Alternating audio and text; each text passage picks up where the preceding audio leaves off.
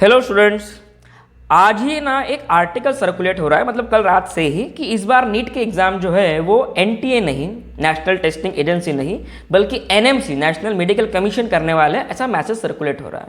तो मेरे पास यही आर्टिकल है, वो पीडीएफ जो है, जो आप सर्च कर रहे हो वो ये पीडीएफ है। इसके बारे में आज मैं आपको डिस्कशन करूंगा और आपको बताऊंगा कि एग्जैक्टली इसका मीनिंग क्या है। ओके, मैं नहीं चाहता कि बच्चों के दिमाग में कुछ गलत चीज़ें फैलें और कुछ मिस मैसेजिंग जो होता है वो पहुँचे नहीं।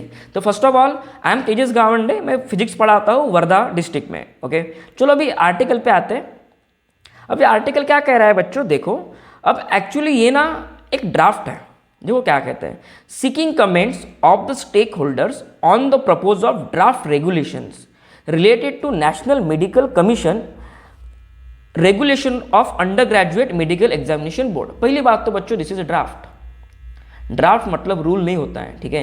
मतलब कोई भी अगर रूल लागू करना है, सबसे पहले आपको ड्राफ्ट लागू करना होता है। और इससे फायदा क्या होता है, देखो, अगर मान लो कि मुझे कोई रूल इंप्लीमेंट करना है तो उससे पहले मैं ड्राफ्ट डिजाइन करूंगा और बताऊंगा कि मैं ये ड्राफ्ट में ये चेंजेस लाने वाला हूँ, ये रूल्स में ये इंप्लीमेंट करने वाला हूँ। अब इससे होता क्या है, जो भी स्टेक होल्डर्स होते हैं, यानी कि स्टेक होल्डर इस केस में, अब इस केस में जो है वो स्टूडेंट्स हैं। अब इन स्टूडेंट्स की कमेंट्स ली जाती है कि आपको ये जो चेंजेस हम कर रहे हैं इसमें कुछ प्रॉब्लम्स है क्या। ओके, अगर कुछ प्रॉब्लम्स है तो उस मेजर प्रॉब्लम जो होते हैं जनरली उसको सुना जाता है और उसके अकॉर्डिंग चेंजेस लाए जाते हैं और बाद में एक रूल लागू होता है जो सबके लिए लागू होगा। ओके, तो बस ड्राफ्ट का मीनिंग ये होता है, and this is draft, this is not the rule.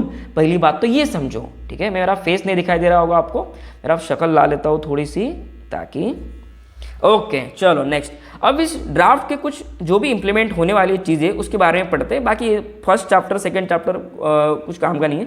Third chapter आते हैं, जिसमें बारे में आपको दिया गया है एडमिशन, काउंसलिंग या माइग्रेशन वगैरह के बारे में इंफॉर्मेशन दी गई है। सबसे पहला पॉइंट जो उन्होंने दिया है, this is conduct of NEET UG. क्या कहना है इसका, देखो, either the national medical commission may conduct the NEET UG और may designate any such agency or authority by whatever name called to cause the NEET UG to be conducted। इसका meaning समझो पहले क्या है। इसका कहना यह है कि एक तो एनएमसी खुद नीट एग्जाम कंडक्ट करेगी यूजी की, या फिर किसी दूसरी बॉडी को ये डेजिग्नेशन करना, मतलब किसी दूसरी बॉडी को पावर में दे देना कि आप ये एग्जाम को कंडक्ट कर सकते हो, किसी दूसरे से भी मैं वो काम करवा सकता हूँ, ऐसा कहना है। चलो ठीक है, उसके बाद चलो 10th पॉइंट पढ़ते हैं। 10th पॉइंट में क्या दिया है वो देखो। अभी 10th पॉइंट को देखो, एक सेकंड, हाँ 10th पॉइंट को देखो। सॉरी, मुझे थोड़ी आदत नहीं इस फॉर्मेट को यूज़ करने की, थोड़ा मैं यूज़ करने की कोशिश कर रहा हूँ। 10th पॉइंट को देखो, the undergraduate medical education board shall determine the language, manner and modalities ETC to conduct the NEET. अब मुझे बताओ, जो भी लैंग्वेज में ये एग्जाम होने वाली है नीट, जो भी मैनर में होने वाले, जो भी पैटर्न होगा, ये सब कंडक्टिंग बॉडी डिसाइड करेगी, ये कहना है इसका। 10th पॉइंट पढ़ो, ये सबसे इंटरेस्टिंग पॉइंट है। 10th में क्या सब पॉइंट पढ़ो, ये वाला पॉइंट पढ़ो, क्या कहना है इसको। Provided that the undergraduate medical education board shawl notify with, ये इंपॉर्टेंट है, reasonable lead time when it decide to change its policies with regard to conduct of NEET UG so that aspiring students are not put to a detriment। इसका मतलब ये है बच्चों, अगर ये law लागू भी होता है तो आपको एक पर्टिकुलर समय, यानी कि रीजनेबल लीड टाइम दिया जाएगा और फिर उसके बाद ही ये रूल लागू होगा।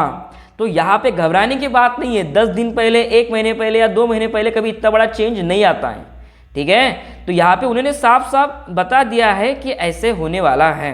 अगर हम रूल लागू होते तो आपको एक रीजनेबल टाइम दिया जाएगा और उसके बाद ही ये सब चीज़ें बताई जाएगी।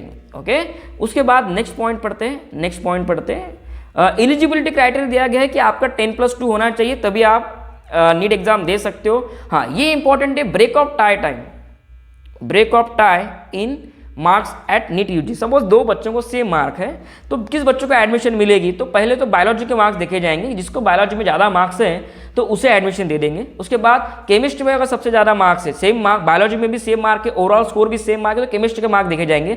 और लिस्ट प्रायोरिटी उन्होंने फिजिक्स को दी गई है, लिस्ट प्रायोरिटी उन्होंने किसको दी है, फिजिक्स को दी है। बाकी के जो रूल्स है वो किसी काम के नहीं है। बाकी के रूल जनरल रूल्स है कि कब एग्जाम देनी चाहिए, कब एग्जाम दे सकते हो।